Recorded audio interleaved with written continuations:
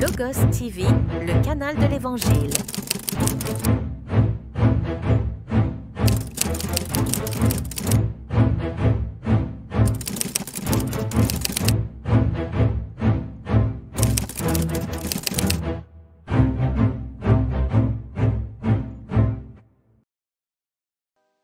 Et là, on m'avait enseigné, le péché a commencé quand, dans ce beau jardin d'Éden, une femme appelée Ève a osé manger une pomme. J'ai dit, mais ça, je ne comprends pas. En Suisse, nous avons des pommiers, nous cueillons les pommes, nous mangeons les pommes. Continuez à le manger. Mais oui, voilà, disons, et moi je mange des pommes, mais comment associer un péché grave Un simple fruit. à un fruit comme une pomme? Je ne comprenais pas. Mais alors que je lisais l'exposé des 7 âges de l'Église, où c'est très bien expliqué, la révélation des 7 sceaux, et que le prophète parle du péché originel, des 2 postérités, des 2 semences et tout cela, ça commençait à travailler mon cœur, mon esprit. J'ai dit, mais ça c'est vraiment spécial. Hein, je n'ai jamais entendu ça ailleurs, comme ça. Mais ça me semble juste, ça me semble vrai. Et après, par la suite aussi, j'ai compris pourquoi dans le monde entier, quelle que soit la race, quelle que soit la religion, quel que soit le niveau intellectuel, peu importe, eh bien, la sexualité est un problème majeur dans le monde entier. Comment gérer sa sexualité? Et j'ai compris que ça partait du jardin d'Éden. Donc, c'est ça qui a fait que je me suis dit, mais il y a quelque chose dans ce message que tu ne trouveras nulle part ailleurs. Et j'ai une formation bancaire, la Suisse est connue pour ses banques, et là j'avais toute une carrière professionnelle dans la banque, mais j'ai dû faire un choix. Est-ce que je poursuis ma carrière professionnelle ou alors je me consacre à ce message? Je reviens en arrière quand j'avais 10 ans, donc peu après que j'ai accepté le Seigneur Jésus. J'avais eu un moment difficile, mes parents étaient divorcés et je souffrais de ne pas avoir de papa à la maison. J'avais une maman merveilleuse, chrétienne, consacrée, qui travaillait dans un bureau pour pouvoir m'élever. J'étais son fils unique. Nous habitions dans la maison de mes grands-parents, donc c'était aussi un cadre très agréable et tout cela. Mais je me comparais avec mes camarades et eux, ils avaient généralement, c'est pas comme aujourd'hui, mais dans les années 60, un papa, une maman, des frères, des sœurs.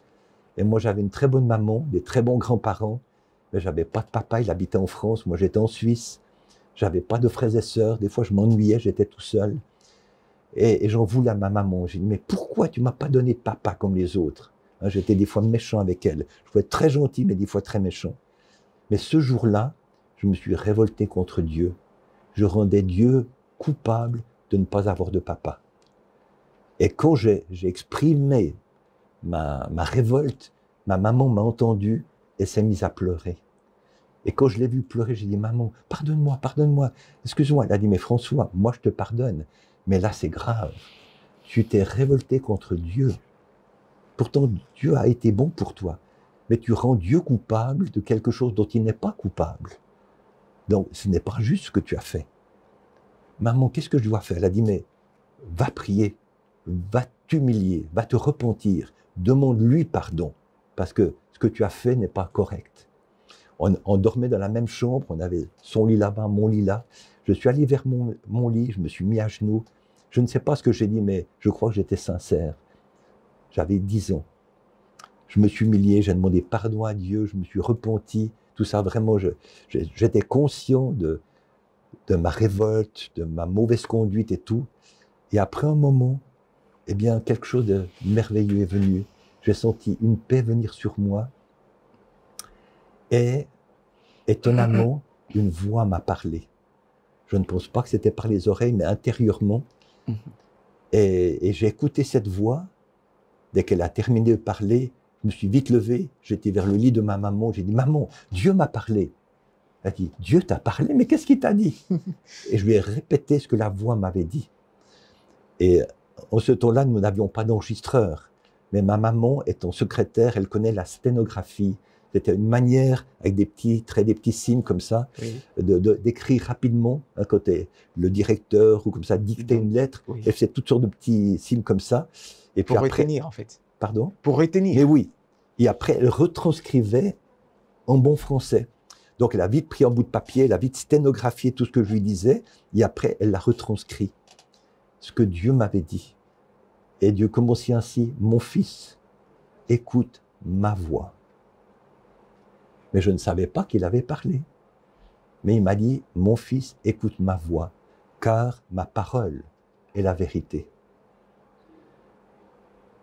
Il m'a dit, je t'ai préparé un chemin glorieux, tu iras dans les villes apporter ma parole. Et il m'a dit, lis ta Bible, prie tous les jours. Il a terminé en disant, mon fils, je te pardonne. Donc, voilà comment mon ministère est venu. C'est pas par quelqu'un d'autre, par un intermédiaire, il me l'a donné directement.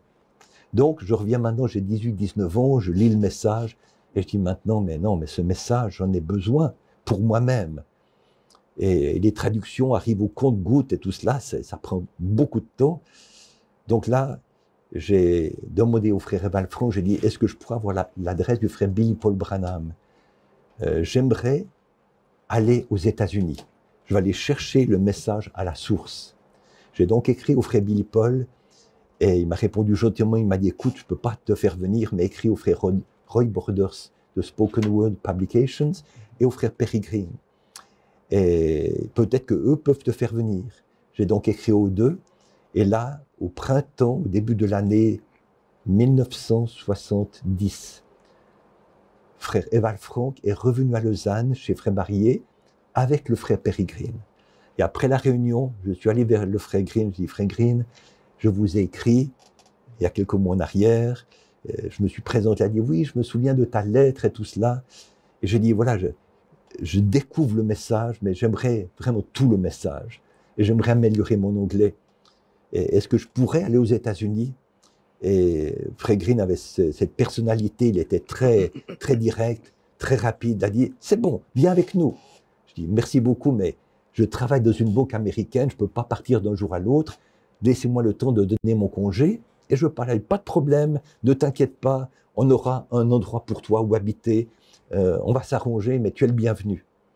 Donc, ça faisait 2 mois que je travaillais dans cette banque américaine, et il y avait des perspectives d'avenir professionnel. J'ai dit non, non, ça c'est trop important. J'ai mis ma carrière de côté et j'ai dit, je pars aux États-Unis. Donc là, au mois de juin 1970, j'ai pris pour la première fois un gros avion. J'ai fait Genève-Paris, et après, depuis Paris, c'était encore un plus gros avion. C'était le début des Boeing 747, spacieux, vous connaissez, il y a toutes ces rangées. J'ai dit, mais c'est énorme, comment ça peut voler tout ça?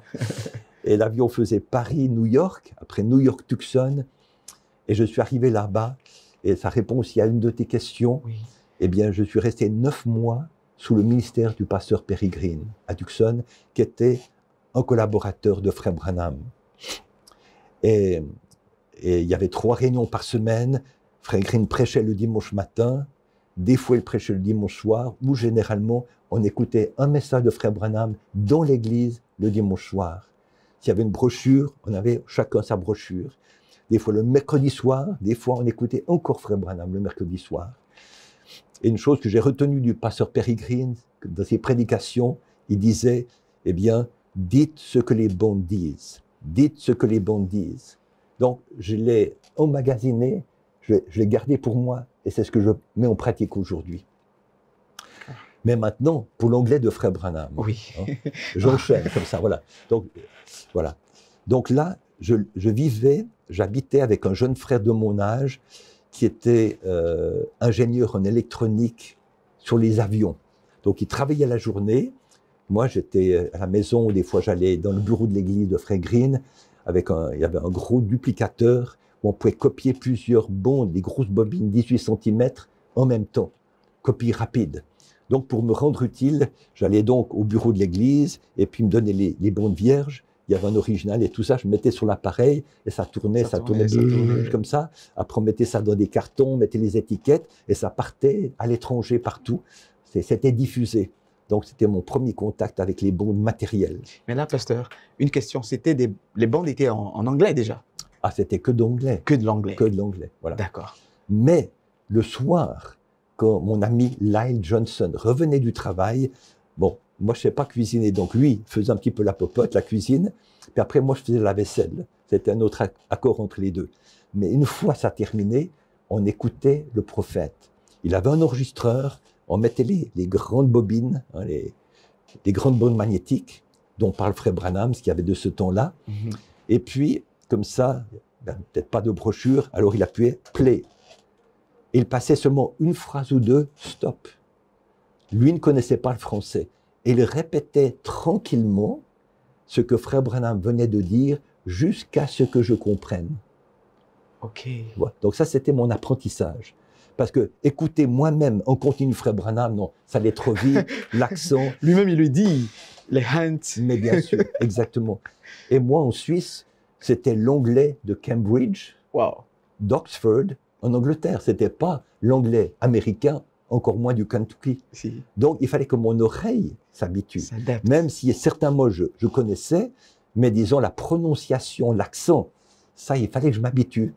Donc, c'était un long processus qui a duré plusieurs mois. Hein. On peut dire jusqu'à mon mariage.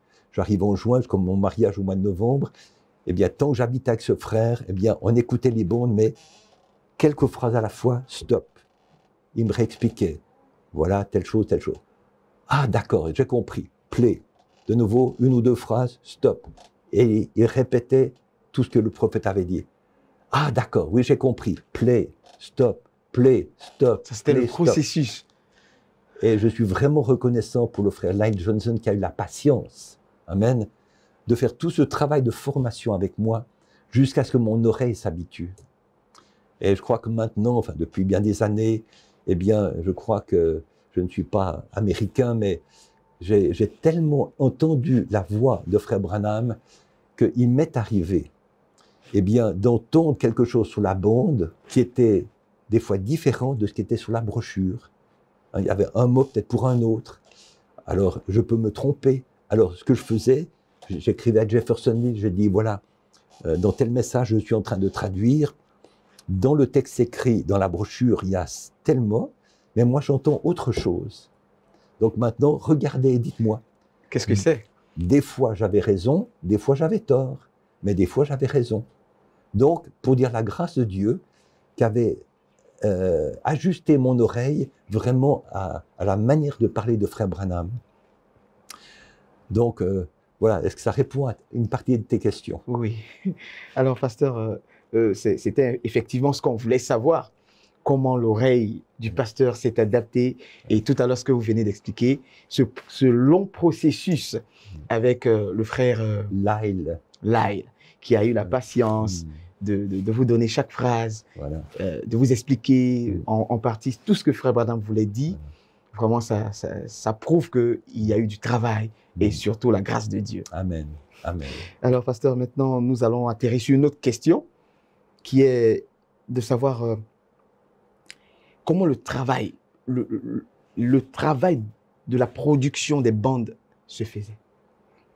Là, tout à l'heure, on a parlé de la manière de comprendre l'anglais de frère Branham, comment s'adapter, mais maintenant, on veut comprendre la production, le système derrière les bandes produites en anglais et en français. D'accord, frère Raphaël. Donc, ça a commencé au mois de juin-juillet 1970, quand je venais d'arriver à Tucson, et là, le frère Peregrine rentrait d'un voyage en Australie. Et là, il a rencontré un frère pentecôtiste qui avait une copie du film La profondeur qu'appelle la profondeur, en 16 mm, une grosse bobine comme ça.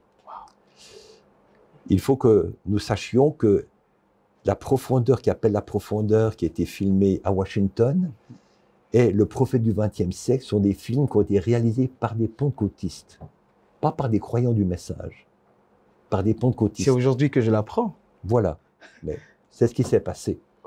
Or, les pentecôtistes appréciaient le ministère de guérison de frère Branham, mais pas son enseignement. Donc, ils n'ont pas voulu donner une copie de ces films aux croyants du message.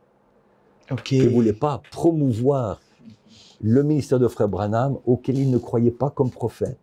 Donc, ils ont gardé pour eux ces 2 films. Donc, miraculeusement, Frère Green a rencontré ce frère pentecôtiste en Australie qui avait la profondeur qu'appelle la profondeur. Et très gentiment, il lui a dit, frère, oh, mais ça m'intéresse, est-ce que vous pourriez me prêter votre copie? Et il était d'accord. Et Frère Green a rapidement envoyé cette copie à New York, un laboratoire spécialisé pour en faire une copie. Et après, il a rendu l'original aux frères pentecôtistes. Et à partir de cette copie, qui était multipliée, eh bien, nous avons ce que nous avons aujourd'hui.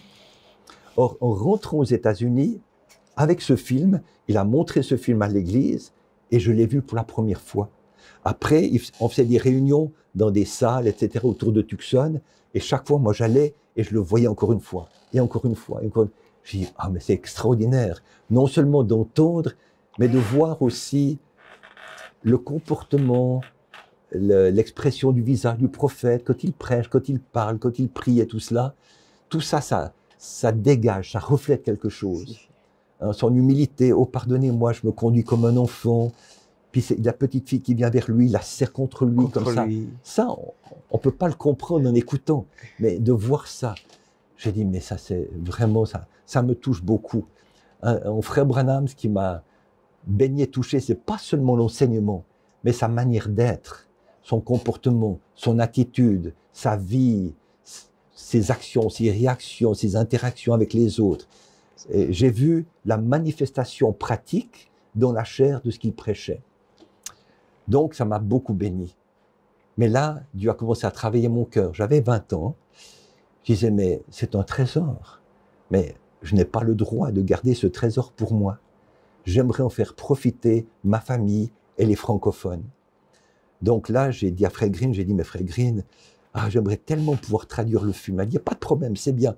Et on m'a donné ce qu'ils appellent un manuscrit. C'était une transcription des paroles de Frère Branham. Donc c'était un texte écrit. Donc là, j'ai commencé à travailler là-dessus. Je dis, ouf, oui, alors là, ça c'est un gros morceau.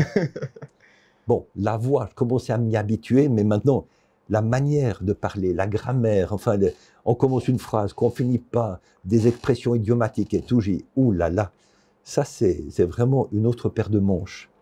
Donc j'étais dans cette situation, je voulais traduire, j'essayais de traduire, mais j'étais bloqué. D'accord. Donc Dieu qui est au-dessus de tout, c'est le grand synchronisateur. Le grand architecte. Hein, grand architecte. C'est lui, c'est sa parole, c'est son programme, c'est son plan, c'est lui qui déplace les choses et les gens. Parallèlement, il y avait une jeune fille catholique, pratiquante, qui était aussi à Tucson, par hasard. Elle aurait voulu être en Californie, mais sa maman a dit non, non, je préfère vivre à Tucson. Et elle aimait Dieu, mais arrivée à 18 ans, elle a dit non, mais l'Église catholique ne m'apporte plus rien. Pourtant, elle a fait tout le processus, hein, tout ce qu'il y a à faire. Tout ce qu'il y a à faire, mais elle a dit non, ça ne me convient plus. Donc, elle a arrêté d'aller à l'Église catholique et elle allait toute seule dans une petite chapelle, dans une réserve indienne. En Arizona, il y a beaucoup d'Indiens, des Apaches, etc. Donc, ils ont des réserves. Il y avait une petite chapelle, donc elle allait toute seule là. Il n'y avait personne pour prier, pour parler à Dieu. Le matin, avant d'aller à l'école, elle avait un vélo, et puis elle partait en vélo dans la nature. Mais où allait-elle? Au Sabino Canyon. Oh! Sans savoir ce que ça signifiait. Mais c'était l'endroit où elle allait pour s'approcher de Dieu, comme ça, dans la nature, le Sabino Canyon. Donc, juste pour montrer la conduite de Dieu, même avant d'être converti, hein, Dieu fait les choses. Moi, je voulais aller à Jeffersonville. C'est là qu'il y avait le Branham Tabernacle. Mais la porte ne s'est pas ouverte. Dieu savait pourquoi. Dieu m'a envoyé à Tucson, dans le sud-ouest américain. Il y avait une raison pour cela. Donc, voilà, elle était là, elle aimait Dieu, elle avait soif de plus, mais elle aimait aussi beaucoup danser. Hein? Donc, le samedi soir, avec sa copine, elles allaient en discothèque. Elle dansait, Même une fois, je crois, à Taïwan où elle a habité, elle a gagné un concours de danse. C'est elle qui avait dansé le plus longtemps. Elle était vraiment prise par ça. Ce soir-là, un samedi soir, dans la discothèque, il y a un homme qui s'approche d'elle, plus âgé qu'elle, qui lui demande s'il peut danser avec elle. D'accord. Donc, ils ont dansé un moment ensemble. Puis après, cet homme lui a dit, écoute, c'est un peu tard maintenant, mais je n'ai pas de voiture. Pourrais-tu me ramener à la maison? Elle a dit, oui, pourquoi pas, je suis avec ma copine, on te dépose chez toi. Elle a dit, d'accord. Et pendant le trajet, cet homme lui dit, est-ce que tu vas à l'église quelque part? Elle a dit, non, je ne vais plus à l'église. J'étais catholique, tout ça, mais ça ne m'apporte plus rien, je ne vais plus à l'église. Il lui a dit, mais aimerais-tu venir à l'église avec moi, demain matin, dimanche? Elle a dit, oui, mais c'est quoi pour une église? Elle a dit, oh, mais t'inquiète pas, c'est une bonne église, tu vas apprécier. Elle était en pantalon. Il lui a dit, mais est-ce que tu aurais une robe, peut-être? Elle a dit, oui, oui, je crois que j'ai une robe. Elle a dit, bon, ben, si tu peux mettre ta robe, ce serait bien. Et est-ce que tu peux venir me chercher demain matin? Elle a dit, pas de problème. Et quand il l'a déposée chez lui, il a dit, j'aimerais juste te montrer quelque chose. Il est allé chercher une petite photo comme ça, il lui dit, qu'est-ce que tu en penses? Elle regarde cette petite photo, elle dit, mais on dirait le visage de Jésus. Et c'était quoi? C'était la photo de la nuée, de 1963. Elle dit, tu vois ça? Oui, oui, je vois vraiment le contour du visage de Jésus et tout cela. Elle dit, oui, oui, bah, tu vois, c'est dans cette église que j'ai reçu cette photo. Donc le lendemain matin, est allé le chercher chez lui et sont allés ensemble à l'église. Et comme par hasard, cette église, c'était le Tucson Tabernacle, l'église du pasteur Peregrine, où moi j'étais. Et quand Suzanne, que vous avez vue ce soir, est rentrée dans cette église, elle a dit, mais c'est comme si j'arrivais à la maison. Elle se sentait tellement bien. L'atmosphère, l'accueil, les chants, les frères et sœurs, l'amour, la prédication, tout ça, elle a dit, ah, mais c'est ça que je cherchais. Comme chez moi, comme ma famille. Gloire à Dieu. Dieu est le même, amen, amen. Et là, elle était tellement bouleversée. Elle a dit, mais il y a une réunion dimanche soir, je veux revenir dimanche soir. Elle est revenue. Après, elle a dit, il y a une réunion mercredi, je veux revenir mercredi. Comme ça. Et c'est un soir après la réunion que Sœur Green et notre sœur se sont approchées de moi. Et elles m'ont dit, frère François, il y a une jeune sœur qui vient d'entrer dans l'église, qui vient de se convertir, et elle a étudié le français pendant 4 ans. Et ça, c'est exceptionnel aux États-Unis. S'ils apprennent une langue étrangère, c'est l'espagnol. Ils sont à côté du Mexique, mais pas le français. Mais elle, c'était le français. Pendant 4 ans. Oui, à l'école secondaire. Elle venait de passer son bac. Et ça, c'était le point de contact. Elle a dit, tu vois, j'ai passé mon bac, c'est les grandes vacances de l'été, j'ai appris que tu traduisais ce film. Si tu as besoin de moi pour comprendre l'anglais, je suis à ta disposition. Donc, on a convenu pendant plusieurs semaines de nous retrouver chez un diacre de l'église. Il y avait toujours une surveillance. Et on a travaillé ensemble à cette traduction. Donc là aussi, au niveau relationnel, je rencontre cette jeune sœur, bonsoir frère, relation fraternelle. Après, on commence notre collaboration. On devient des collaborateurs à un travail. Et après, tout en traduisant, eh bien, bon, moi je viens de Suisse, voilà mes expériences. Elle m'a parlé un peu de son parcours aussi. Et ça crée des liens amicaux. Nous sommes devenus des amis, une autre forme de relation. Et on a eu du plaisir de travailler ensemble. Et avec les semaines qui passaient et tout, eh bien, la relation s'approfondissait. On voyait que ça devenait sérieux. J'ai dit, oh, attention. J'ai écrit à ma maman ensuite, j'ai dit, maman, j'ai rencontré une jeune sœur très charmante, très gentille, bonne chrétienne et tout, mais on sent qu'on a des sentiments l'un pour l'autre, mais priez pour moi. Hein, je ne veux pas m'engager et me tromper, priez pour moi. Nous avons dit aux chrétiens de Tucson, priez pour nous, on cherche la volonté de Dieu. Et on s'est rencontrés au mois de juillet, au mois d'octobre, on s'est fiancés, et le 21 novembre de la même année, nous étions mariés. Elle avait 18 ans, j'avais 20 ans, ça fait plus de 54 ans en arrière. Et ça, c'était Dieu. Félicitations, pasteur. Qui a tout synchronisé, un en Suisse, l'autre là-bas. Il a fait qu'on se rencontre dans la même église et qu'on travaille ensemble. À quoi? À la traduction du message.